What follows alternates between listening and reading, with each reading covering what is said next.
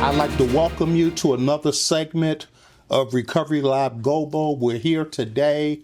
I am your host, Jesse Washington, and we're here with Valerie Bonner from the SOAR program. D. Wynn had been pushing me today to begin to go out in the community and interview prevention. You wouldn't think prevention. Sometimes we think about treatment, aftercare, harm reduction, and those different modalities of treatment. But I'm here today because we want to focus in on prevention. Now, when you hear the word prevention, you think about preventing something from happening. You think about that. But I like to look at prevention from multiple platforms, like preventing a person from needing treatment. But I also want to talk about prevention as it relates for preventing a person from recidivism or preventing a person from relapse. And so here today, Ms. Valerie, I want Ms. Valerie to introduce herself and talk about her program and what's going on and where you're going, what you see. Well, first of all, thank you, Mr. Washington, for having me. I am Valerie Kelly Bonner, founder and executive director of SOAR, which stands for Strategies to Overcome Obstacles and Avoid Recidivism. Mm-hmm. The program is going on its 25th year. Okay. And it started out as a program in the prison system in Detroit. And the guys were like, hey, if we had a program like this when we were in elementary school, perhaps we wouldn't be here.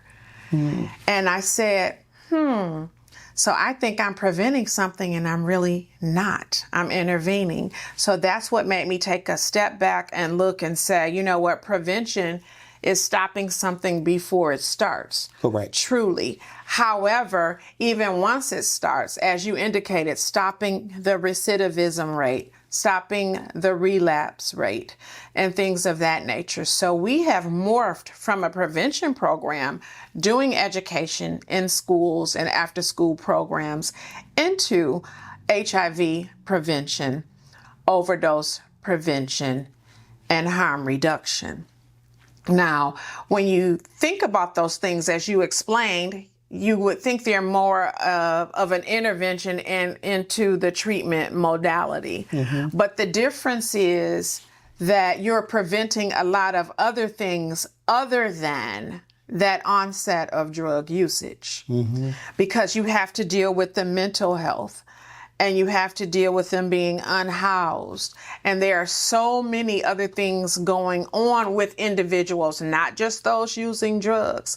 Suicide prevention, overdose prevention. You have to prevent what is causing the traumatic event that is allowing them not to be able to cope. Okay.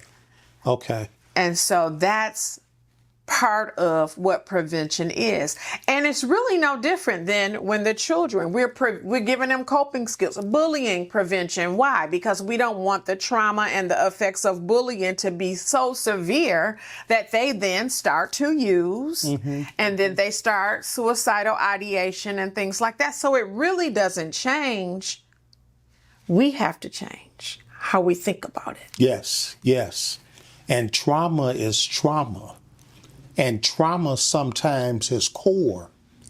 And I'm still learning, that when you don't address the core, you really just putting a Band-Aid on for the solution. Mm-hmm. And so now we have to do genograms, we have to do assessments, we have to look at the family, we have to look at the core issue, we have to look at the financial devastation, we got to look at the physical, the mental. It's just so many core issues that we have to look at in order to address kind of like what's on the surface.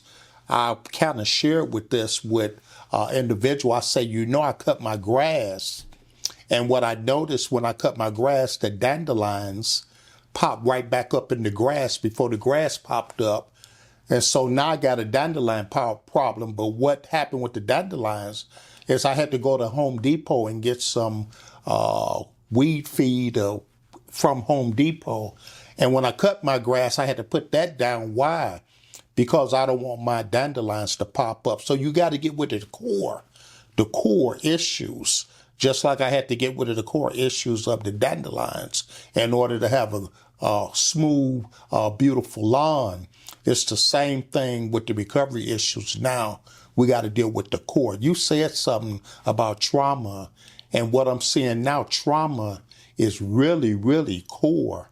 Sometimes trauma will cause a person to take their first drink. Sometimes trauma will cause a person to take their first drug. Sometimes trauma will cause a person to think suicidal ideations or even homicidal ideations. And it comes from the core, which is trauma. And I'm learning, and I thank D-Wing because they say, go talk to the preventions. Go talk to the preventions. And your program is really making some moves in the prevention area. And so that was my motivation for coming and talking to SOAR as it relates to prevention. Let's talk some more about that. You say you started in the prison part, and then you moved from the prison to outside the prison. But it was interesting that I'm finding out that if you can link up to ex-offenders, I think that's the terminology now. That is. I think if we can link up to the ex-offenders prior to coming home and set them up with some of the needs that they're going to need out here in the community, rather than giving them a bus ticket and dropping them off at the bus station and letting them fend for themselves. So when we engage them in a prison setting, then what we're talking to them is we're doing their history, we're doing their trauma, we're talking to them about their core issues, we're talking about substance abuse, we're talking about social environment, we're talking about medical. Mm-hmm. So once they're released, we putting the cell phone in their hands. We putting food stamp cards in their hands. We're linking them to housing. And when I say housing, I'm talking about non-toxic housing. I'm not talking about going back into a house and the same thing going on in the house before you left is going on now. So we have to have clean housing, phones, food stamps, medical coverages, because a lot of things that they're going to need when they get out. And when you can equip the person with some of those needs, because when I'm in crisis, I do what I know. Mm-hmm. You hear what I'm saying? Now you telling me don't do what you know, and there's a crisis situation going on. Normally when a person in crisis, they reach for what they know. And sometimes what they know is breaking the law. So if we don't give them access to be able to handle some of the things that they're needing, then they're going to go back to what they do. I mean, when your stomach growling and you hungry, then, hey, and you have no other access to getting a meal or getting over or getting through the day, and then we go back to some of the things that we do in the street to get what we need. So now it's not only I'm just trying to get over, I'm trying to get through the day. Yes, ma'am. There is a lot of truth to what you're saying, but it's something even more basic than that. To tell them, just apply online. They don't know anything about computers. Wow. How long have they been incarcerated? They may not know anything about computers. Well, they can go to the library. They may not know anything about the library. I feel like they should be released with a Social Security card, at least a state ID, and some of the other things that they need. That should be already in a packet and given to them when they leave. Mm-hmm. When you talked about your dandelion and you talked about you went to Home Depot, it was probably something that you can spray on them or put in your spreader and go over the lawn and you got rid of that problem. But the root cause, see, when I was growing up, it was a two-pronged metal thing, and you dug in there manually with your hand. Okay. And you dug that root out. Okay. And you can get the root cause. And I think a lot of times we miss out on the root cause because of evolution, which I'm not against, but we've evolved to so many things like doing things online and, psychosocial things and all of these other things, when sometimes it could be just that basic thing. Just that basic thing. Why recreate the wheel? And that basic thing is going back to when that trauma first began and understanding that. And I know that they do some of that within the incarcerated. They have these programs and stuff like that. But at the same time, we have to do prevention without them being triggered. Okay. And once they get triggered, they're going to do, like you said, what they know to do. And that's what I see. We're looking at prevention in a narrow lens when it's a broader spectrum. Because if I start here with prevention and I say I got Girl Scouts in the DARE program, I come up in the middle, then I become intervention because now they're experimenting for whatever the reason is. And the pendulum swings this way because now they need treatment. But guess what's across the bottom? Prevention. Because I got to stop now all of these things that cause them to get over here from reoccurring. Okay. And so that's what prevention really is. It is a person-centered approach to treating trauma and things that cause them to have an ineffective life, whether that is in the family, personally, or within society, treating those things to the degree that that person can cope, even when triggered. Wow. To be able to maintain. Yeah, and that's a good one. I do research sometimes, and I look at, and I always ask, your first encounter with alcohol or drugs or criminal activities, your first encounter, what happened? And most people tell me that I was with friends and family and associates, that my first encounter. So if you're going back that analogy and by those statistics, then you gotta say that I had a connection with a friend or a family, and I wouldn't think that the friend of the family was causing harm by participating. And that, say with the drink, the first drink was a experiment. The first one, the very first one, it was an experiment. The next one was recreational. And then after recreational, it became abuse. And after abuse, it became dependency. And then after dependency, it moved over to chronicity, which means now you have damaged some of the functions that's with inside of your system. So the interventions is different. From chronicity, you might need dialysis. From dependency, you might need residential detox treatment. From abuse, you might need outpatient and social psychology interventions. And then from the other part, which was the experiment piece, you need education. And that's where prevention come in. We have to educate the community, the population, on these different things because they're lacking. They just not educated as it relate to it. They think that marijuana came out of the ground, God made it, and so it's good for me. It's like a plant. It's like a leaf, and it's good. And I know today that some of the, I'm not just downplaying all things because sometimes medication could be a better fit than some of the other interventions that we could apply out here. But it need to be looked at, it need to be researched, and we need to be educated as it relates to that. I mean, is it anything else that I could tell my dentist that he could provide or prescribe for me other than what? Tylenol 3s. I mean, is it anything out there that he could prescribe? I mean, do you inform your primary care physician? Do you inform your dentist? Do you inform your eye doctors? Do you inform them of your history of what's going on within your system?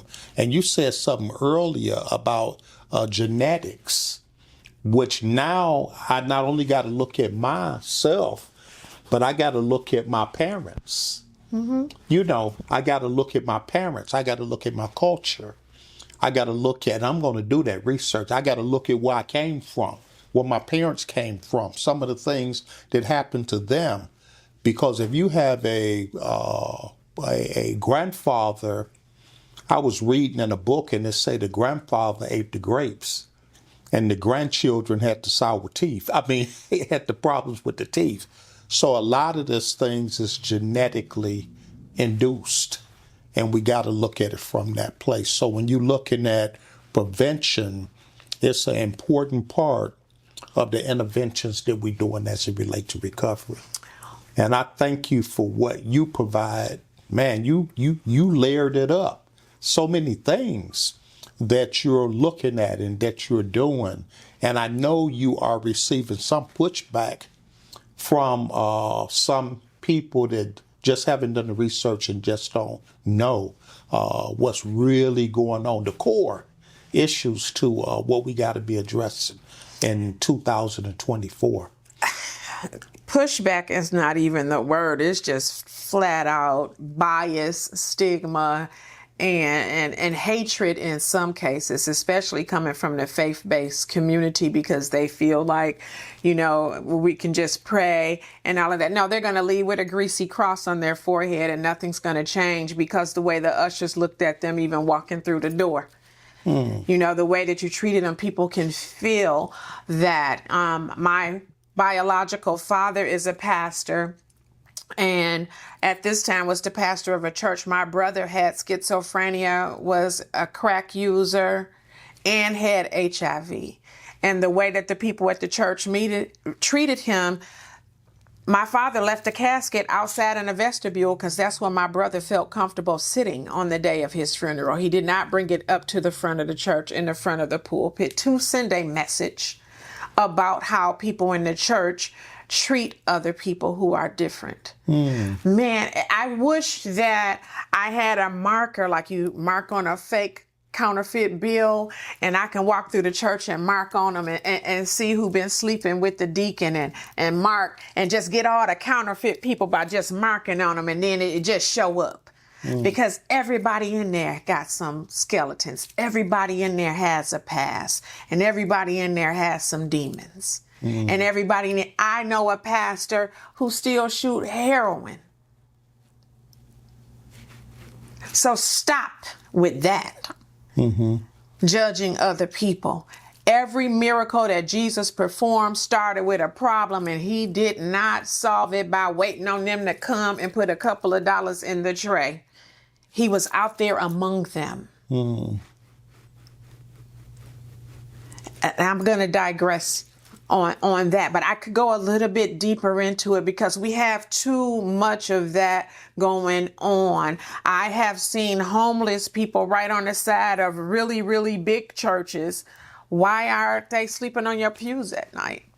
You know, if there was a rule that churches get nonprofit status, but what if they can only get that status if they were doing real nonprofit work? What if they had to pay taxes otherwise? We would see something different. Okay.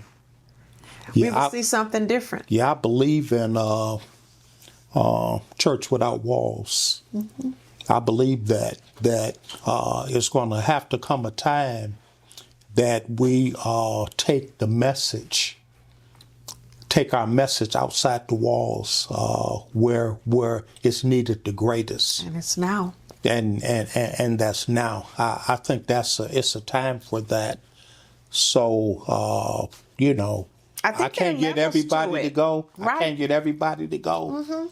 but I can be motivated myself to take the lead in going, outside the walls. Well, Mr. Washington, there are levels to it. There are the traditional churchgoers who are going to continue to worship, and go within the confines of the walls and stuff like that. And that's fine. Mm-hmm. I'm not negating that. And those who do that, that is fine. But then there's another level to that where the religiosity part goes out. And can I just have a genuine relationship with God without all of that? Mm-hmm. So are you going to tell me I'm going to hell because I don't do all of that? That's where the problem becomes in, when people don't separate congregating from a relationship with God. And that's what you need, is a personal You need a relationship. And you can get that God. To people. We have a faith and harm reduction component to our program, and we pray for individuals at the liquor store, the sex workers on the beat, and they will tell us that that's not what they chose for their life. They didn't say, you know what, when I grow up, I'm going to be a sex worker. They didn't say, when I grow up, I'm going to shoot heroin. Something happened, and we pray with those individuals. They have showed us the tracks on the arm and say, I want to stop. I want to get my kids back. Mm-hmm. And people are like, just quit. Well, you just quit drinking that Pepsi. It's all about prevention. And let me make this prevention thing real plain while we're on the spiritual aspects of helping individuals. You're looking at me side-eyed because I want to give a clean needle to someone who's injecting so that they don't get a disease. It's no different than you putting your seatbelt on when you get in a car. Are you going to hit the wall on purpose and go through the windshield? No, but in case you do, you put your seatbelt on. Okay. If you have high blood pressure and you go to the repast, you might eat a little bit of bacon or a pork chop because you took that blood pressure pill. That's prevention. And helping people who have traumatic experiences, who use drugs, who have been infected with HIV and any other thing across the spectrum of work that we do. Mm-hmm. It's no different. And you wouldn't want anybody to look at you strange, ostracize you, or say rude and disrespectful and inconsiderate things off of a choice that you may have made, but life circumstances motivated you to do that. Life circumstances is the reason why you chose that. I will say this.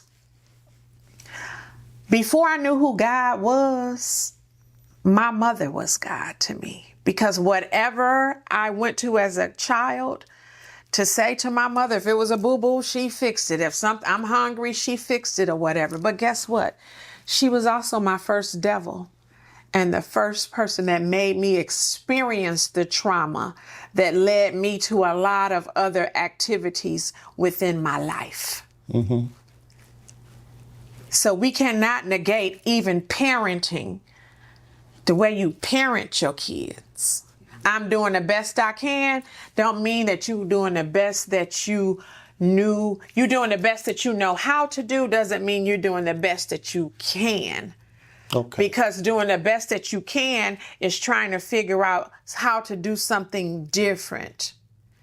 To get a different outcome. But I know my great-grandfather was a sharecropper. So beating somebody into submission, I'm not too far from that. So that's what she knew. And that's what she did. It took her to be on her deathbed for me to tell her that I hated her, basically. Like, you beat me all of my life. Why do you think I should do anything about you laying here dying right now? Mm-hmm. Because I'm the smartest one to be able to do it. I'm not the one that you coddled. I'm not the one that you favored. I'm not the one that you did everything for. I'm this way because I did everything on my own. But now you need me. So let's have a conversation, because I'm going to help you.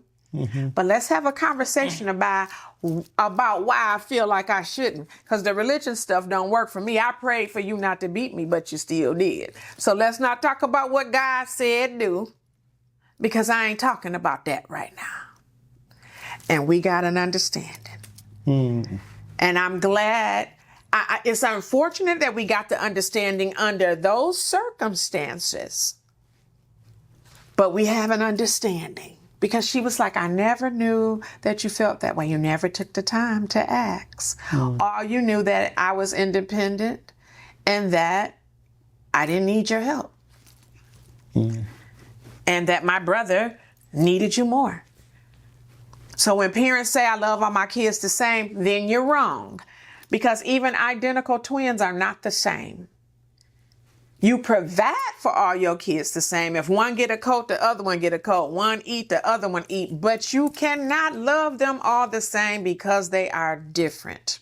And so what I left my mother with was, I know that you love me. You just are not capable of loving me the way that I need it. And it's okay. But it took me 60 years. I'm 60 years old now. This just happened 2 years ago, 58 years. I carried that trauma. I carried that heartache.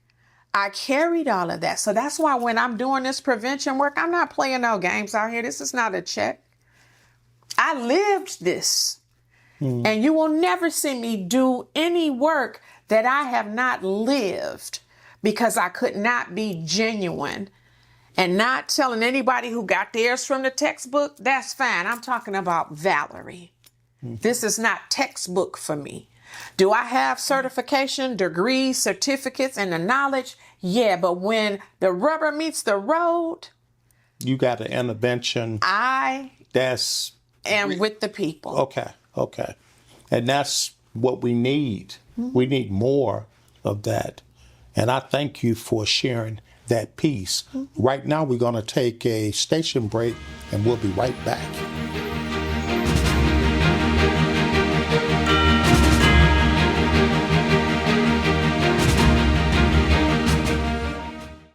The opioid epidemic still exists across all zip codes and without boundary, but there is hope and there is help. The Detroit Wayne Integrated Health Network offers treatment, prevention, and recovery resources for those struggling with addiction. Detroit Wayne Integrated Health Network has trained clinicians that will talk with you and get you connected to the help that you need. We will help you on your recovery journey. Call us anytime, 24/7 at 800-241-4949. We are here to talk, here to help. Hi, I am Katrina Barnes, and you're watching Recovery Live Global. We're back with Recovery Live Global. We are here with Miss Valerie Bonner with SOAR, and we've been talking about prevention on multiple levels. Man, I wish this camera had been on during that break. But we're back now, and we're going to talk a little bit more about our passion for prevention. We got to get the word out. I mean, we have really got to get the word out now. And some of the things that we need to do about prevention is going to cross genre, it's going to cross legalism, it's going to cross a lot of different barriers. But we really need to get the word out about prevention because our population is dying out here. And they dying in the house. They dying in the church. They dying in the treatment facilities. They just dying out here. And it's because they and I'm not going to say they not getting the message, but I think the message got to be packaged in the communication genre that they can get it and understand. So I have to learn diversity, cultural diversity, diversity of languages, diversity of, like I said, cultures, diversity of the way that people get it. I'm looking at people. You got Gen Zs, you got baby boomers, you got generation millennials and X and alphas and all of these different genres that's out here that see things different, receive things different. And so this baby boomer got to be able to back up and look at and do a holistic assessment on the person that's in front of me so I could apply my intervention based on what's in the room. And you can't do that unless we get into the skill sets of doing the excellent and the in-depth assessment so we could apply the prevention level of intervention that a person need that's going to bring results. I can't just come and I can't just throw it in the room. I got to know who's in the room. But see, that's the problem. Because of the stigma, ostracization, and everything else that's been happening, the people who need to be in the room are never in there. However, this is a simple solution. It's not hard. Nothing for them without them. Say that again. Nothing for them without them. Okay. They have the solution to their problem. But because of all of the barriers that are in place, we never really get to hear from them because people are even afraid to express themselves for fear for losing their children, losing their rights, losing their housing and stuff like that. We do something called Skillshare. We were blessed enough to get some money from the National Council on Mental Well-Being. And we had the ability to do Skillshares, and we paid $50 a person for them to come. We heard it all. I have the report right in there from those gatherings. Engagement. Why don't you use these services? Why don't you do this? Why don't you do that? They told us the philosophy, nothing for them without them. I've used drugs in my past. I dated some of the biggest drug dealers in Inkster. But I ain't never shot no heroin. So I don't know. So I have to ask somebody that does. But they know I'm real. I tell them that. So nothing for them without them, because they can craft the solution because they are part of the problem. But we never talk to them. We never listen to them. Probably wouldn't make a lot of money if we did things the way that they wanted it to be done. However, we got to listen to them. And in that institutionalized environment, it's a lot at stake. So they can't even be themselves. They're going to tell you what they think you want to hear so they can get what you got for them or avoid prosecution or avoid whatever is going on. But when you get to the individual level where they trust you and can really talk to you, they'll tell you. They will tell you what the problem is. They will tell you. And they told tell us you what the solution can be. what the solution can be. And if I can provide the solution to meet the problem that they're dealing with. I was just had a meeting this week, a few days ago. We was talking about that. Let's ask the participants, what do they think we can do to help them, or to help them not recidivism, not relapse, and what would help them come back and be more, what would you call that? Be more active and transparent in their treatment processes. Ask them. Don't me and you get together and come up with the plan. Let's let them be part of the plan. And if I'm part of the plan, I'm more apt to kind of follow the plan if I'm part of it. And so that's where I'm at today, asking open-end questions to get them to answer and talk about what the real, because if I could get down there, you know, we talked about the dandelion and you talked about the gadget that they use to get the core out. If I can get that and we could deal with the core, oh yeah, it'd be a scar, but the poison is gone. Well, you know, for those who work in the prevention field, treatment, or anything else, watching this, you're probably saying, well, we do have person-centered planning and we do involve them. That's not what we're talking about. Yes, we do have a plan and the recipients have rights. We're talking about, like you said, deeper than that. Because of all of the barriers, the repercussions, and circumstances surrounding them telling you the truth, that's why you don't get it. If they could tell you the pure, unadulterated truth, it'll probably blow your mind. We presented A Sick Church Can't Save a Dying World at the Substance Use Conference. And I said at that time that if you cannot think outside of the box and have compassion for individuals and really understand where they're coming from if you even scared to walk on Skid Row where they're at, you're in the wrong profession. And a lady challenged me and said, I don't need to get another job because, yes, you do, ma'am. Just because you challenged me in the tone that you just did, let me know you're not ready. So now if I come in and tell you I've been on Skid Row, I'm hungry, I'm a sex worker, but I'm not a prostitute, don't address me as a prostitute. Sex worker's my job, just like this is yours. But I need some help. You wouldn't be able to handle that. You wouldn't be able to handle. You'd be ready to call the police or whatever. And I'm not saying her as an individual. Probably some rules at the agency or whatever. I got a duty to warn. Exactly. So they're not getting ready to say all of that to you.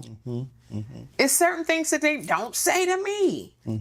But it's some people that are our secondaries that they trust, and they'll say it to them. But that's how we're going to get to the solution. See, it's a lot of people out here with hurt hearts. They don't love themselves. That's why they can't love anybody else. That's where the crime rate is coming from. All of the killing and stuff like that. If I don't love myself, well, I can't love myself if I've never felt true love. And that goes back to that parenting. Right? I can't love you if I don't love myself. And I can't love myself if I've never seen it. Correct. If I've never felt it. Correct. And that's where all of this snowballs into. And even if they can walk into an agency and they were like, well, as social workers, you don't talk about yourself. Okay, well, that's another barrier. I'm not asking you to tell all of your business, but can you at least act like a human being? I'm not asking you to air your dirty laundry. Now, peer recovery coaches have it.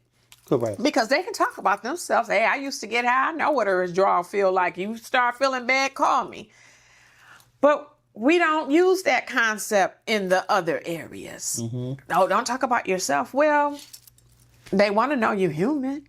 They want to know you care. Yeah, even if you never used. Exactly. You can talk about other areas in your life that you struggle with and make the connection. That's it, Mr. Washington. Make a connection. And if you can't make a connection, you're in the wrong profession. Yeah, you got to have rapport. You got to. You got to have. Oh, that lady was so mad she walked out in the middle of the session. I said, well, I guess I'll see that on my evaluation. But anyway, I'm going to keep talking. Yeah. But that's the thing. As adults, she took that offensive when she should have stopped, dropped, and searched deep inside of her soul on why what I said bothered you so much.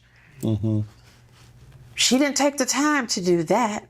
Just, I offended her and she left. But she should have took the time to say, you know what? I don't even know this lady and I'm taking what she said personally. Let me take a look at what she's saying. Yeah. Because it got me stirred up. Because it's a reason. Yeah, something must be going on here. It's a reason. But instead, she was defensive and she walked. And it was okay. Yeah. But that's what's wrong with us as professionals, as adults. We have to learn how to look at things differently. That's so correct. I'm learning so much. I call myself the director, developer, founder, and all of that. But what I'm learning is I'm learning even so more as I go. And this is some real talk information. A lot of individuals ask me to script the interview, like tell me what you're going to ask me so I could tell you how I'm going to answer it. And so we can sit here and read a scripted dialogue.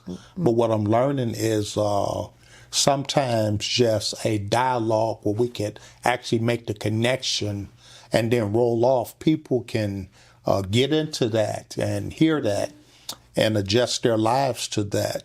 I mean, if I was to tell you every single question and you write down every single action, and then I come here and we set up this great interview and I'm reading and you reading, sometimes you got to let your heart talk. You got to let your heart talk because what's from the heart reach the heart. And there's people in our viewing audience, even today, if you out there and you have a prevention program, treatment program, aftercare program, a penal program, or any type of other programs out there that you would want Recovery Live Global to come and talk to you about. Our thing is about help. Our goal is to educate, inform, and to help those in disenfranchised situations so that they can move on to a better part of their life. So if you out there and you got a story to tell, if you know somebody that got a story to tell, feel free to contact us and we'll come in and we'll sit down and we'll let you talk. This is a global program. You're not just talking to me. You're not just talking to Detroit and Wayne County. You're talking to the globe. And so the globe have access to see and to hear some of the things that we're talking about as it relates to prevention. If you had something that you would want to say to the audience before we close, I mean, what would you really want to give our audience before we close today? We have all of these phrases that we say, don't judge a book by its cover and things of that nature. Live that.